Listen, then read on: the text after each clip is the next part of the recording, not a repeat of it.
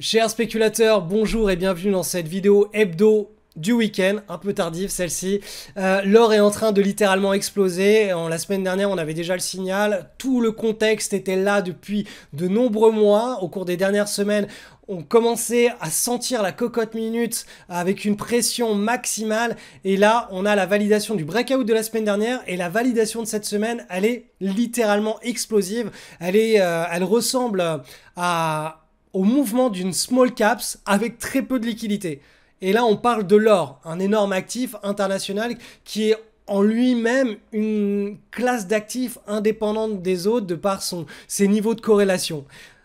Là, ce qui est en train de se passer sur l'or, encore une fois, c'est un mouvement qui pourrait ressembler à celui du BTC, toute proportion gardée, hein, mais à une verticalisation des cours au cours des prochaines semaines ou des prochains mois.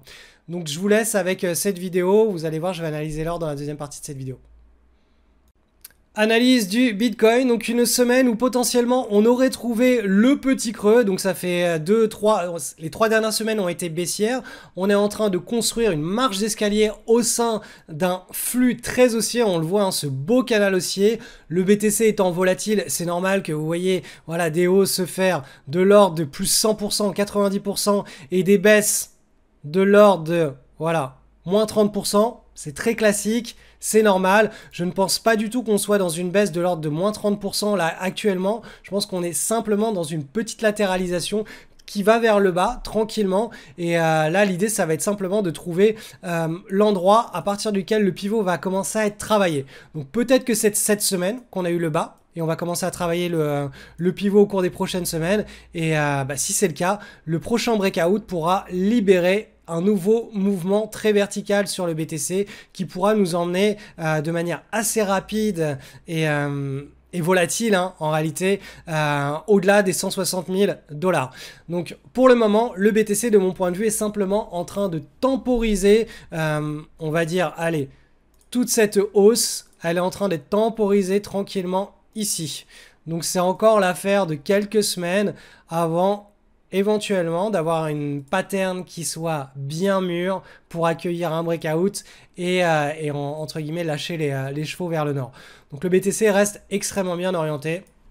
Je reste toujours très optimiste et positif sur cette majeure. Le Ripple maintenant. Donc le XRP, on a eu une semaine ici avec une très faible volatilité. Ça veut dire que potentiellement, on a notre point bas ici, hein, sur ce petit triangle. Hop, en hebdomadaire. Donc je vais vous retracer rapidement en bleu le double creux. Donc un premier creux, on sera en train de faire le deuxième. Et potentiellement, on pourra avoir quelque chose qui ressemble à ça. Donc je vous rappelle, hein, que le XRP... La pattern, hein, on va dire le cycle que l'on est en train de trader, c'est le breakout de cet énorme triangle en mensuel. On a lâché là, ici, les chevaux pendant le mois de novembre. On arrive ici en ce moment sur les ATH, le plus haut historique. Donc c'est normal qu'on consolide tranquillement. Et là, l'idée, c'est de regarder un petit peu plus en détail sur l'unité de temps inférieure ce qui se passe. Et donc ce qui se passe, c'est qu'on a cassé un premier triangle. On en a un deuxième qui devrait être beaucoup plus court dans le temps. Tout ça sur cette zone des ATH, une grosse résistance majeure. Et si on mature, on fait là, on arrive au bout de ce triangle et qu'on a le breakout, on aura là un nouveau signal extrêmement explosif d'avancée sur le XRP. Donc pour le moment, le scénario reste le même, rien n'a changé sur le XRP. Je reste extrêmement optimiste. Et enfin, sur l'Ethereum, voilà, on a bien monté au cours des derniers mois. On arrive sur la résistance historique, hein, majeure, là, que je vous ai mis en pointillé rouge. Donc là, vu qu'on a bien monté au cours des derniers mois, c'est logique et attendu qu'on commence un petit peu à latéraliser, qu'on puisse reprendre son souffle dans potentiellement ce qui pourra s'apparenter à un triangle chartiste. Et une fois qu'on aura... Donc ça, c'est ma projection mentale. Une fois qu'on aura eu le temps de bien assainir la situation, hein, de bien avoir repris de l'oxygène, hein, suite à ce sprint, on pourra éventuellement repartir sur des nouveaux plus hauts et reprendre un sprint qui, je vous le rappelle, on a ce canal haussier en pointillé, pourrait nous amener vers le haut de ce canal haussier en pointillé. Donc, quelque chose de l'ordre de, voilà, de plus 170% pour l'Ether contre du dollar, enfin, de manière générale contre toutes les devises. L'Ether recèle d'un bon potentiel de hausse. Donc petit rappel, en ce moment, il y a un petit challenge de 30 jours. Pendant 30 jours, je vous refais vivre un an de bourse et de spéculation, mais dans l'esprit d'un spéculateur.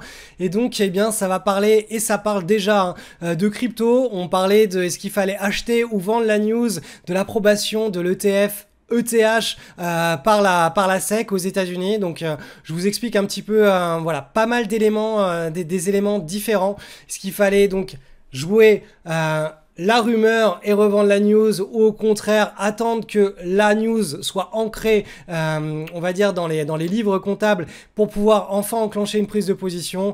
On parle aussi de Nvidia, de prise de position au pire moment, c'est ce qui s'est passé quand Nvidia a annoncé des résultats records. Donc je vous présente aussi des anomalies statistiques qui nous permettent d'exploiter ce type d'anomalies, et vous verrez en fait chaque jour tout au long des 25 prochains jours, parce que ça fait déjà quelques jours, ça fait bien 5 jours qu'on a déjà commencé ce petit challenge.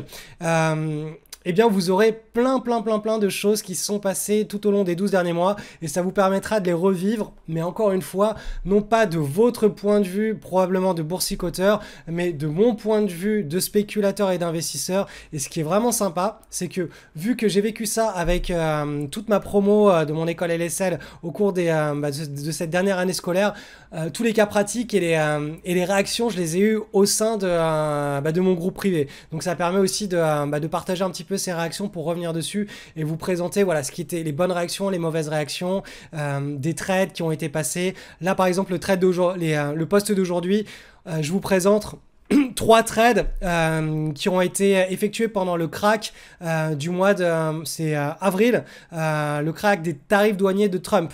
Donc il y a eu des trades, un trade légèrement perdant, un trade on va dire en phase de neutralisation et un trade largement gagnant. Donc ça vous permet aussi de comprendre que la bourse, c'est pas que les trades gagnants, c'est pas que les trades perdants, c'est un mix, et le but est encore une fois de s'exposer à des accidents positifs de richesse sans chercher à avoir raison. Ne cherchez pas à avoir raison sur vos analyses, ne cherchez pas à avoir raison sur des prédictions. 50-50, ça suffit largement.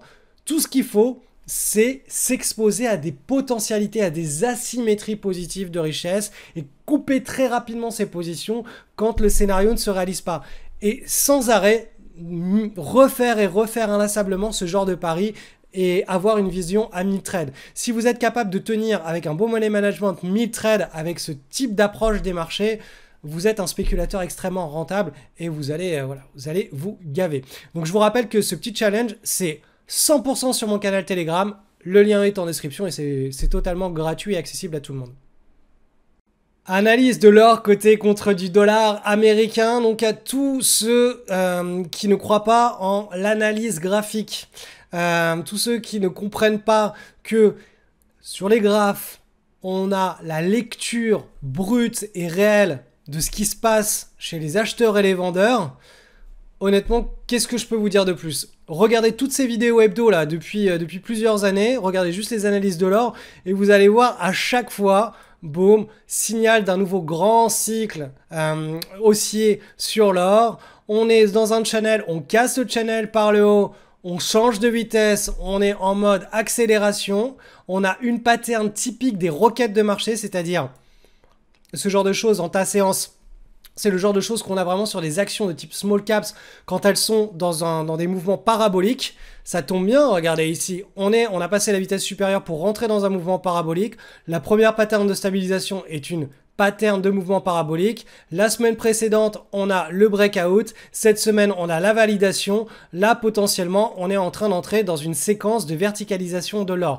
Donc, voilà, c'est pas comme si on n'avait pas vu l'histoire arriver. Hein. Ça fait des semaines, des mois, des trimestres qu'on a l'image d'arrière-plan. Et l'image de premier plan, c'est celle qu'on suit semaine après semaine. Donc là, en l'occurrence, sur l'or côté contre du dollar américain, clairement, l'or est en train de prendre un grand boost. Et ce n'est pas parce que le dollar américain baisse, c'est juste parce que l'or est largement accumulé. Je vous parlais du mois de septembre qui est un mois propice pour l'or d'un point de vue cyclique, notamment lié aux achats en Inde d'or. Mais regardez l'or côté contre de l'euro cette semaine. Là aussi, le breakout de la semaine dernière, il a été validé et on est sur des nouveaux plus hauts historiques. Donc, L'or, là, il est en train d'être accumulé agressivement face à l'ensemble des devises internationales et potentiellement on pourrait assister à une grosse verticalisation de l'or au cours des prochaines semaines et des prochains mois. J'espère que vous êtes bien positionné dessus, que vous fassiez de la spéculation ou pas. L'or est un actif que l'on doit suivre et détenir en portefeuille. Si vous avez des portefeuilles long terme et que vous ne faites pas de market timing et que vous n'utilisez pas l'analyse graphique, simplement le fait d'en avoir 15 à 25% de son patrimoine est quelque chose qui permet de temporiser la volatilité et d'être exposé pendant certains cycles où l'or va vraiment s'apprécier alors que d'autres actifs ne vont pas s'apprécier dans votre portefeuille, et ça va tout simplement apporter de la linéarité face à détenir tout simplement un SP500, un indice SP500 pour 100% de votre portefeuille boursier, où vous pourriez rester pendant 5 à 6 ans sans revoir des gains dessus sur votre portefeuille et voir votre portefeuille fondre de moins 70%. Donc non, l'idée, quand on veut créer un portefeuille financier, il faut avoir plusieurs classes d'actifs et l'or en fait partie. Et si au-delà d'un simple portefeuille diversifié, vous voulez apprendre à spéculer, à prendre des vagues, à surfer, hein. On prend la vague ici, on la tient avec des stratégies de suivi de tendance. Là, il faut apprendre à spéculer et ça tombe bien. On est dans un mois très particulier puisque sur Telegram, ce mois-ci, je suis en train de revivre avec vous tout ce qui s'est passé pendant 12 mois en vous donnant tous les cas pratiques qui sont passés sur mes screeners, toutes les prises de position qui ont été faites et le mindset d'un spéculateur, non pas de quelqu'un qui réagit, un investisseur, un boursicoteur lambda, qui agit sur la base des émotions que les médias lui renvoient ou de ses propres émotions. Ça monte, ça descend, j'achète, je vends, mais plutôt sur la base de réflexion quantitative, de cycles, d'analyse graphique. Voilà. Tout ça, c'est ce que je suis en train de traiter jour après jour pendant tout le mois de septembre avec vous. C'est entièrement gratuit. Donc si vous n'avez pas encore rejoint mon canal Telegram, le lien est en description. Et vous allez voir, il va y avoir vraiment pas mal de choses intéressantes. Et je pense que la semaine prochaine, j'ouvrirai le canal Telegram aux échanges. Comme ça, vous pourrez commencer à échanger entre vous et avec moi. Et avec ma team, on pourra répondre à pas mal de vos questions pour pouvoir vous amener jusqu'au bout de cette expérience. Vous le savez, hein, j'ai fermé mon école de bourse cette année et là l'idée c'est de reprendre un petit peu ce qui s'est passé au sein de mon école de bourse de toute l'année dernière pour vous faire revivre ça et vous compreniez ce que ça implique d'investir et de spéculer sur les marchés financiers, et ça n'a absolument rien à voir avec ce que vous pouvez lire dans les journaux ou ce qu'on vous fait croire. Pas besoin de passer des trades dans tous les sens, il n'y a pas besoin d'avoir des informations de délit d'initié, il n'y a pas besoin de lire l'avenir, il faut simplement savoir prendre des positions à certains moments du cycle et pour s'exposer à des gains qui seront bien supérieurs aux pertes sans avoir forcément raison plus d'une fois sur deux. Donc encore une fois, pas besoin d'avoir raison ni tort. Avoir raison ou tort, ce n'est pas dans l'équation, c'est pas ça qui nous intéresse. Et bien entendu, si la spéculation n'est pas quelque chose qui vous intéresse, faut carrément passer sur un portefeuille passif à long terme. Et là aussi, j'en parlerai tout au long de ce mois-ci dans mon canal Telegram. Analyse rapide du SP500, une nouvelle semaine de hausse. Toujours sur des nouveaux de plus haut historique. Vous voyez que là, ça fait une semaine, 2 semaines, 3 semaines, 4 semaines qu'on est en train de stabiliser. Donc, on a une toute petite, comme ça, latéralisation au sein d'un bull run. Donc, c'est vraiment des conditions de marché, comme je le répète chaque semaine, qui sont habituelles quand on est dans un bull market. Un marché aussi linéaire avec peu de volatilité, c'est exactement ce qu'on est en train d'expérimenter actuellement sur le SP500, mais aussi... Voilà, sur le Nasdaq, on a eu une semaine là à nouveau où on stabilise, on est dans un tout petit triangle en hebdomadaire. Vous voyez qu'on a fait un creux, on est revenu chercher le haut. Cette semaine, on a été chercher en bas, on est revenu en haut. Donc on est en train de tout simplement latéraliser. C'est une toute petite marche d'escalier très faiblement volatile au sein d'un run qui devrait bien perdurer pendant plusieurs mois, plusieurs trimestres. Donc je vous rappelle que l'image mentale que j'ai sur le Nasdaq et le SP500, c'est la continuation de ce long canal haussier qui a été initié depuis la crise des subprimes. Donc là on est sur le Nasdaq un petit peu au-dessus du milieu, mais on n'est pas en zone de surachat, donc on a pas mal d'espace encore à aller chercher avant d'être dans une situation où potentiellement on pourrait commencer à devoir temporiser. Et pour le SP500 en mensuel, exactement la même logique, on est dans ce grand canal haussier et on a encore plusieurs mois potentiels de hausse avant d'arriver sur le haut de ce canal en pointillé. Donc de mon point de vue, les indices américains restent bien orientés, les conditions de marché sont bonnes, c'est linéaire, il y a peu de volatilité. pour le moment, tout reste assez propre et défini pour les semaines et les mois à venir. On va maintenant passer sur le marché européen avec le CAC 40. On est sur du mensuel. Vous voyez que le CAC 40 sur du mensuel, ça fait 1 mois, 2 mois, 3 mois, 4 mois, 5 mois qu'il est en train de stabiliser avec très peu de volatilité contre cette résistance. Donc on a cette marge d'escalier qui se termine par quelque chose de très habituel quand on est en bull market, à savoir une contraction de la volatilité.